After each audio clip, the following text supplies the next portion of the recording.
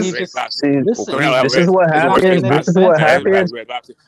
This is Bro, what happens when you put Ref star, we need too Mayday, much. Mayday.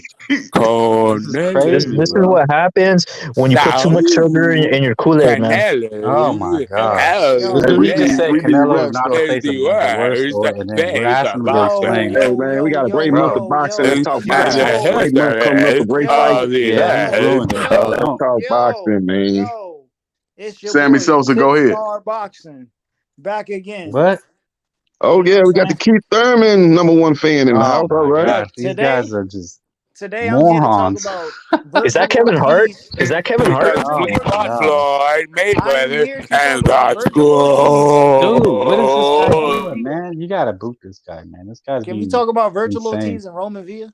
Yeah, that's what I'm talking about. We got a good fight coming up. Boots Ennis versus Roman Villa. It's a shame that Virgil fight fell through, but we still got another good fight coming up Saturday. We got some fights coming up throughout the month of July. Exactly. August. Let's talk boxing, man. Well, talk about these good fights coming up. One by one, man. What's every mastermind? Let's start off with mastermind. What are your predictions for the fight between Roman Villa and Jerome Boots Ennis? I'm going with Boots, man. I hope Boots get him out of there by 9. Concede what I'm saying to you. It's all good. If you want to talk about some other fucking shit that don't have nothing to do with Canelo Alvarez being the worst baby. You gotta boot this guy, man. This guy's disgusting. Mastermind, how do This you guy's see actually disgusting. the end result? Do you see by decision, stoppage? Yeah, I'm going by knockout, 9th round knockout by Boots. Okay, boxing scientists. What are your thoughts? I don't think much of the fight. It better not be. It better not be. Better not be on pay-per-view, like, cause that shit won't sell. I think why does that matter, man? Let's talk about Via is overhyped just because he fucked up Speedy Rashidi Ellis, and they're trying to make him seem like he's some sort of like badass now. But I'm not excited for that fight. Like, I really don't give a shit who wins. If Villa beats him, I'm not impressed because Boots is a hype job anyways. They're both hype jobs going at it, and it's another stupid PBC shit on the platter that they're trying to feed you guys. Frank, let him talk. I mean, he's already said enough. I get it. Like, listen, I get it that you want to mute and shit and let this other dude ramble on about a whole bunch of shit. Man? Guess what? Guess what? Man? I can't with this crackhead.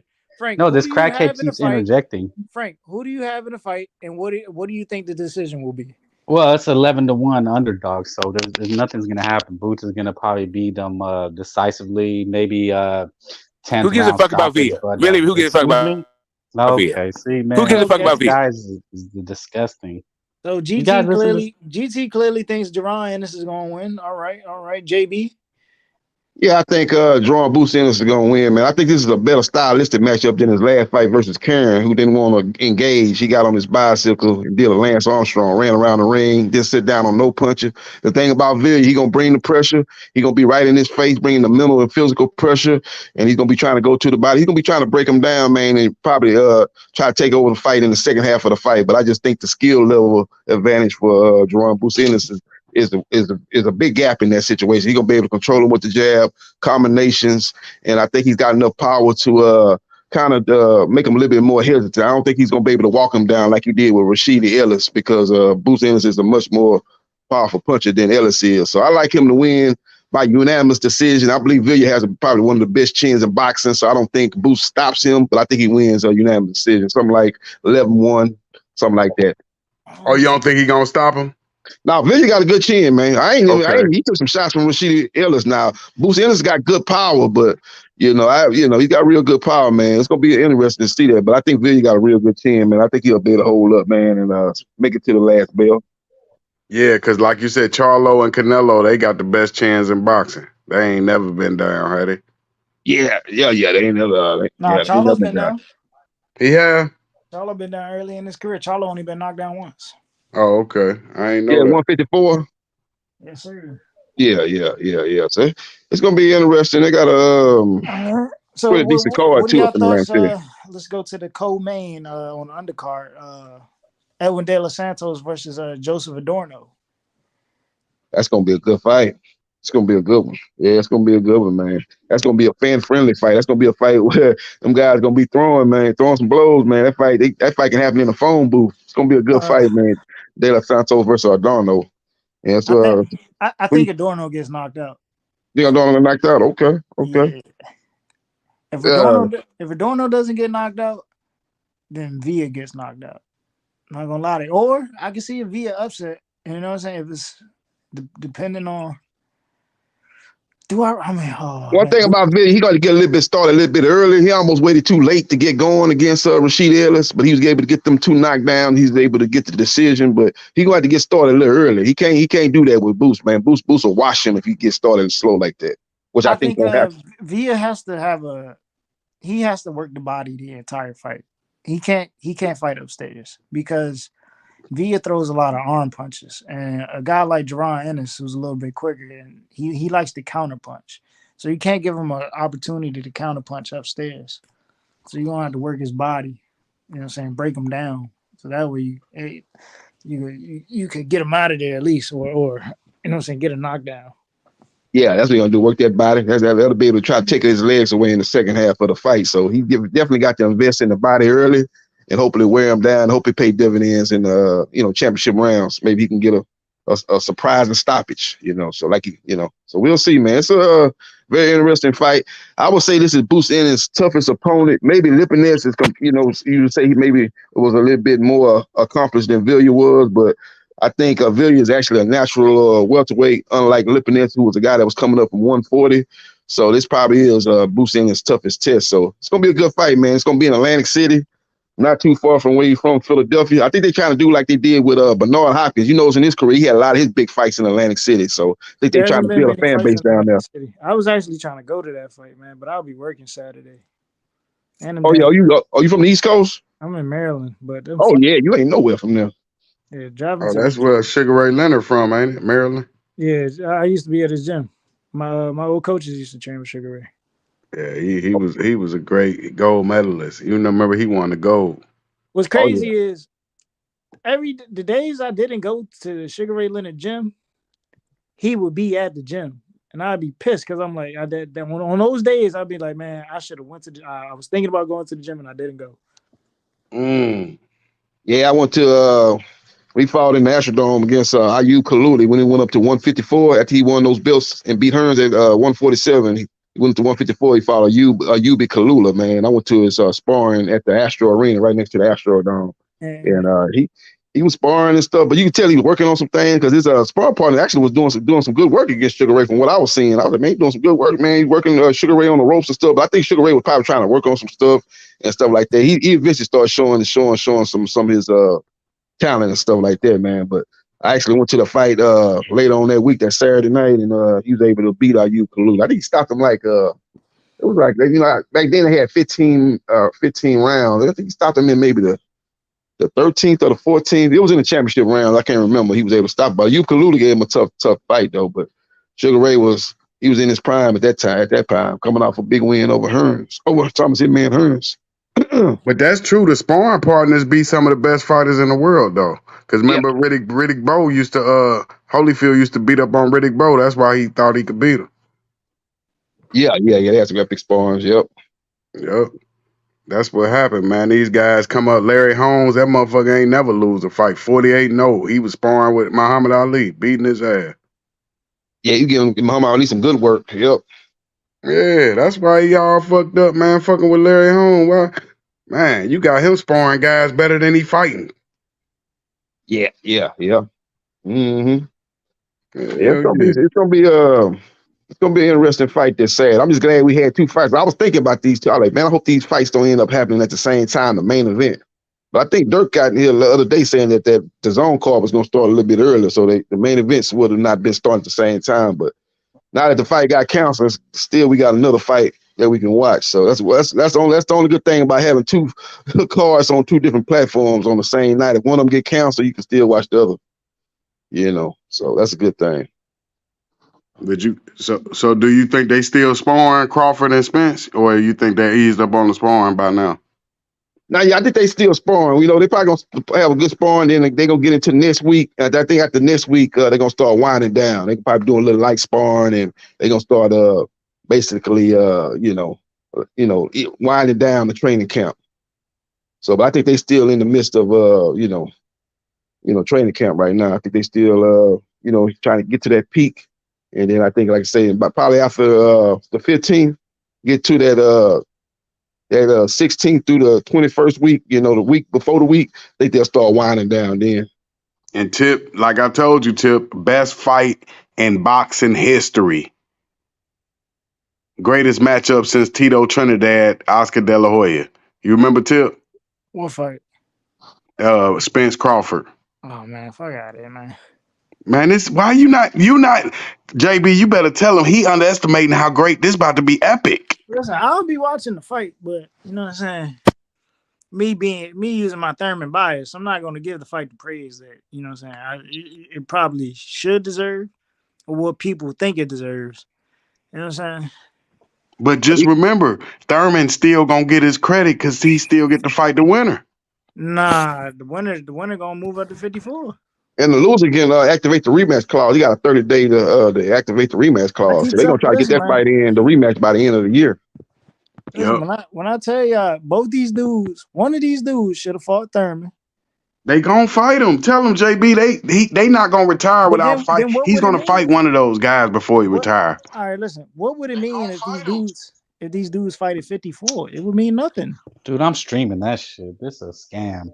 Man, fuck the streaming. We talking about the boxing. We don't care nothing about streaming or buying it. Whatever you gonna do, it's gonna be a great fight. Nah, one guy's 36, almost over the hill. One guy's been in accidents, eye about to fall out. Both guys undefeated world champions. You trying to hate holding on up divisions, been out a year and a half. I have a question. I don't know. Man, this guy coming in. I'm not quite sure what's going on with the panel. I'm not sure what the bro, you're actual a fucking culture is on the panel. But what I want to know is like straight up, for real. The I culture don't know if you can hear me or not, that's what it but is, I just have a question for you guys. Fuck Do you, you guys the culture. actually That's watch the sport, or are you just trying to bitch jiggle about my people? nuts? No, the culture is jiggle my nuts, ho. Get the fuck Okay, out of here. jiggle your nuts. Okay, cool. That's what it is. It's not about boxing. It's about your nuts. Okay, good. Thank you. Yeah, cool. I got you. Your nuts. The culture Your wiggle my fucking nuts, balls. I bitch got it. ass crip. Hey, cool. I'm a crip now. Now I'm a crip. You a crip. Hey, what? Because of black? Is that what it is? Because of black? How about 18th Street? What's up, 18th Street? Yeah. There it is. What's up? What's up, 18th Street? Exactly. What's up? Norito, Serenos? Like, what you talking about? That's what time it is. I got you. What are you, MS-13? Is you MS-13? And you banging out here, bro? What's up, cuz? What set you claim, bro? What set you claim, bro? What set you claim, bro? You're a hoe. Okay, now it's a hoe. I got you. What set you claim, bro? Get the smog. I got you, bro. I hear you. So are we talking about boxing? Get the fuck out of here. I got you. Nah, fuck this guy. He wouldn't let us talk. We ain't talking about boxing. This guy gets on. This is what it is. Name's a bitch. He came on, ruined his shit. This dude is blah, blah, blah, blah, blah. Yeah, here we go. Another generation of immigrants trying to climb over the backs of black people in order to feel fucking important. Gotcha. Now, why don't you get better fighters? What are you talking about? Why are you talking about cucks and all this other shit? Get better fighters. Off the backs of who? What are you talking about? Didn't nobody say nothing about black culture or nothing. You're the one mentioning it. Better. Fuck out of here. Fighters. Canelo. Why do your fighters? Oh my God, Canelo's the face of boxing. Canelo's the face of boxing. I like Canelo. Yeah, he is the face of boxing. I agree. Canelo's the best. Canelo Yeah, he is. Canelo is nice.